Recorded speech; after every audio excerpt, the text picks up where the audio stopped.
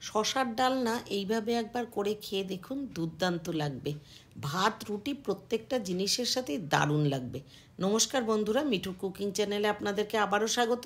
চলুন দেখে নিই আমি কিভাবে করেছি। একটা ইয়াব বড় শশা নিয়েছি, নিয়ে খুব ভালো করে ধুয়ে সাইডে রেখে দিলাম। দুটো ছোট সাইজের আলু নিয়েছি, আর এদিকে কিছু কুচো চিংড়ি ভালো করে খোসা ছাড়িয়ে ধুয়ে লবণ হলুদ মাখিয়ে রেখে দিয়েছি। আর নিয়েছি কিছুটা 10-12টা মতন রসুনের কোয়া, কাঁচা লঙ্কা, পেঁয়াজ দুটো আর টমেটো একটা নিয়ে রেখে দিয়েছি। এরপর খোসা ছাড়ানোর পালা। শশার গা থেকে খোসাগুলো ছাড়িয়ে নিচ্ছি।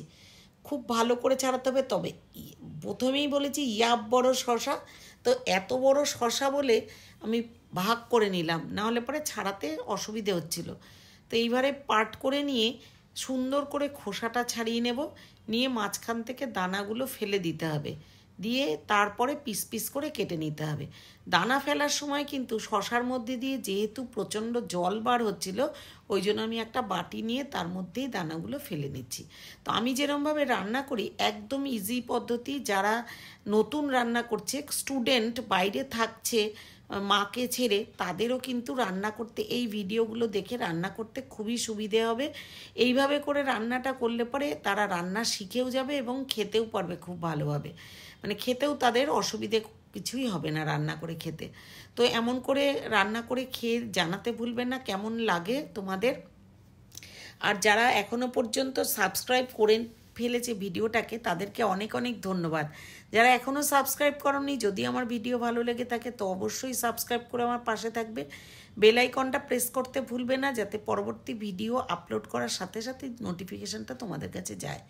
পুরো ভিডিও আমার কেমন লাগে অবশ্যই কমেন্ট করে জানাবে। ভালো লাগলেও জানাবে, ভালো না লাগলেও জানাবে। তো আমার তো সেখান থেকে শিখতে হবে, শুধু ভালোটা নেব তা নয়, শিখতে হবে। ওই জন্যই আমি বললাম ভালো লাগলেও জানাবে, না ভালো লাগলেও জানাবে। দেখো, কথা বলতে বলতে আমার পুরো শশার যে দানাগুলো এগুলো ছাড়ানো হয়ে গেল। আর চারিপাশে যেহেতু বাটির মধ্যেই ছাড়িয়ে ফেললাম, চারিপাশটা নোংরাও হলো না। এইবার আমি পিস পিস করে কেটে নেব। একটু ছোট, যে কোনো সাইজেরই করতে পারো। একটু ছোট সাইজ করেছি এই কারণেই, সেদ্ধটা খুব তাড়াতাড়ি সুন্দরভাবে হয়ে যাবে, খুব বেশি সময় লাগবে না। এমনি শশা একটু নরমই হয়, তো তারপরে একটু ছোট সাইজ করলে পরে কিন্তু খুব তাড়াতাড়ি সেদ্ধ হয়ে যায়। ঠিক এইভাবে দেখো কীরকম করে আমি পিস করেছি, আরও একবার দেখিয়ে দিচ্ছি। ঠিক এইভাবে করে পিস পিস করে কেটে নিলাম, কেটে একটা বাটিতে রেখে দেব। এরপর কিন্তু আলুগুলোও দুটো যে আলু নিয়েছি, সেই আলু দুটোও পিস করে কেটে নেব।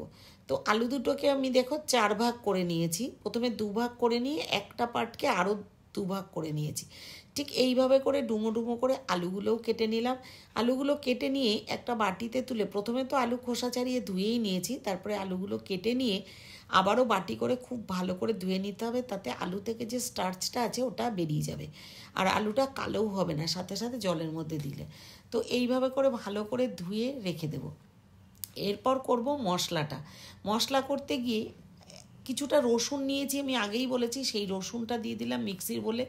দুটো কাঁচা লঙ্কা দিয়েছি, কারণ শশা কিন্তু খুব ঝাল খাটে না, খুব ঝাল দিলে ভালো লাগে না।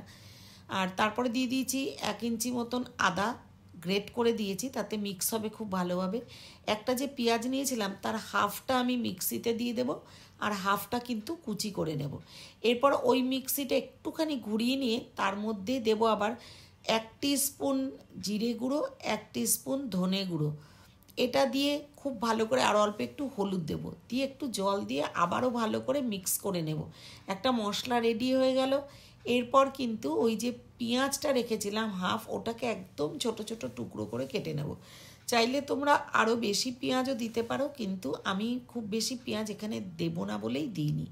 হাফ পেঁয়াজটা কুচি করে রেখে দিলাম। এরপর একটা টমেটো নিয়ে ভালো করে দানা ছাড়িয়ে নিয়ে সেটাকেও পিস পিস করে একদম ছোট ছোট পিস করে কেটে নিয়েছি। এরপর কড়াইটা গ্যাসে বসিয়ে দেব। কড়াইটা গরম হয়ে গেলে ওর মধ্যে দেব 2 টেবিল স্পুন সর্ষের তেল। খুব বেশি তেলে আমি রান্না করি না, সব সময়ের জন্য রান্না করি বলে একটু হেলথের দিকেও খেয়াল রাখি, ওই কারণে খুব কম তেলেই রান্না করি। 2 টেবিল স্পুন তেল দিয়ে এর মধ্যে একটা শুকনো লঙ্কা, একটা তেজপাতা, ছোটো চামচের 1 চামচ আমি 5 ফোড়ন সম্বার দিয়েছি। দিয়ে এর মধ্যে দিয়ে দিলাম আলু, কেটে রাখা আলু দিয়ে একটু নাড়াচাড়া করে পেঁয়াজ কুচিটা দিয়ে দিয়েছি। পেঁয়াজ কুচিটাও আবার একটু নাড়াচাড়া করে ওর মধ্যে দিয়ে দেবো টমেটো কুচিটা। টমেটো কুচি দিয়েও কিন্তু খুব ভালো করে একটু ভাজা ভাজা করে নিতে হবে। তো যখনই একটু ভাজা ভাজা করে নেব তখন কিন্তু কাঁচা গন্ধটা, টমেটো আর পেঁয়াজের কাঁচা গন্ধটা চলে যাবে। ঢাকা দিয়ে একটুখানি মিনিট খানেক রেখে আবারও ঢাকনাটা খুলে মিক্সিতে যে মশলাটা করে রেখেছিলাম সেই মশলাটা দিয়ে দিলাম। পেঁয়াজ, আদা, রসুন, লঙ্কার যে মশলাটা ওটা দিয়ে দিলাম। দিয়ে খুব ভালো করে কষিয়ে নিয়ে তেল ছাড়া পর্যন্ত কষাতে হবে। স্বাদ মতো দিয়ে দেবো লবণ আর একটু মিষ্টি, ছোটো চামচের 1 চামচ থেকে 1.5 চামচ মতো জ্যাগেরি পাউডার দিয়েছি। শশাটা যেহেতু নিরামিষও রান্না করা যায় আর খেতে কিন্তু দুর্দান্ত লাগে, এর মধ্যে একটু মিষ্টি দিলে খেতেও ভালো লাগবে। এরপর শশা কুচিটা দিয়ে খুব ভালো করে কষিয়ে নিতে হবে। যখন খুব ভালো করে কষানো হয়ে যাবে, শশা থেকে একটু জল ছাড়তে থাকবে, তখন কিন্তু এর মধ্যে অল্প করে জল অ্যাড করতে হবে, কারণ আলু আর শশাটাকে একটু সেদ্ধ হতে দিতে হবে। তো ঢাকা দিয়ে বেশ কিছুক্ষণ কষিয়ে নেওয়ার পর কিন্তু জলটা দেব। তার আগে অল্প একটু হলুদও দিয়ে দিলাম, কারণ হলুদ একদম 1/2 চামচের কম দিয়েছিলাম প্রথমে, এই জন্য আরও একটু হলুদ দিয়ে দিয়েছি। চাইলে আপনারা কাশ্মীরি লঙ্কার গুঁড়োও দিতে পারেন, তাতে একটু কালার হবে। এরপর মিক্সির বোলটাকে ধুয়ে একটু জল দিয়ে দিয়ে ঢাকা দিয়ে দিয়ে কিন্তু গ্যাসটাকে একটু লো টু মিডিয়ামে রেখে ভালো করে সেদ্ধ করে নিতে হবে শশাগুলো। এইবার বেশ ভালো করে নাড়াচাড়া করে নিয়ে যখন দেখবো শশা সেদ্ধ হয়ে গেছে, একটা বাটিতে ঢেলে নেব। তার আগে আরও কিছুটা পরিমাণে জল দিয়ে দিয়েছি, কারণ সেদ্ধটা একটু কম ছিল। ঢাকা দিয়ে আবারও কিছুক্ষণ ফুটিয়ে নিলে রান্নাটা প্রায় রেডি। কিন্তু লাস্টে একটা সুন্দর একটা জিনিস দিয়ে শেষ করতে হবে, এই জন্য তরকারিটা একটা বলে ঢেলে নিলাম। নিয়ে কড়াইটা পরিষ্কার করে ওই কড়াইতেই সর্ষের তেল গরম করে লবণ হলুদ মাখানো যে চিংড়ি মাছ, সেটা কিন্তু খুব ভালো করে ভেজে নেব। চিংড়ি মাছটা শুরুতেও ভেজে রাখতে পারেন, লাস্টেও ভাজতে পারেন।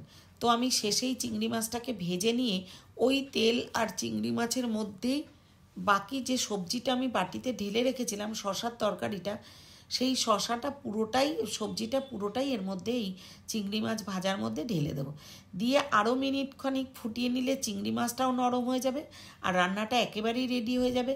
নামানোর আগে কিন্তু আমি ঘরে বানানো যে গরম মশলা আমি আগেও ভিডিও দিয়েছি, ঘরে বানিয়ে নিয়ে আমি গরম মশলাটা সবসময়, ওই গরম মশলা দিয়ে দেবো ছোটো চামচের, মানে 1 চামচ, 1 টিস্পুন গরম মশলা দেবো আর 1 টিস্পুন ঘি দিয়ে দেবো নামানোর একটু আগে। ঠিক এইভাবে করে রান্না করে দেখুন, দুর্দান্ত লাগবে খেতে। ভাত, রুটি, যে কোনো কিছুর সাথেই খাবেন, দারুণ লাগবে। আর শশাটা খাওয়াও কিন্তু শরীরের জন্যও ভালো। যারা নিরামিষ খান বা চিংড়ি মাছ খেতে পছন্দ করেন না, তারা চিংড়ি মাছটা ছাড়া বাকি এইভাবে রান্না করে খাবেন, ভীষণ ভালো লাগবে। পেঁয়াজ রসুন ছাড়াও কিন্তু রান্না করা যায় ঠিক এই প্রসিডিওরে, মানে জিরে, আদা, ধনে এগুলো দিয়ে। পুরো ভিডিওটা কেমন লাগলো জানাতে ভুলবেন না। ভালো লাগলে অবশ্যই সাথে থাকবেন। Thanks for watching.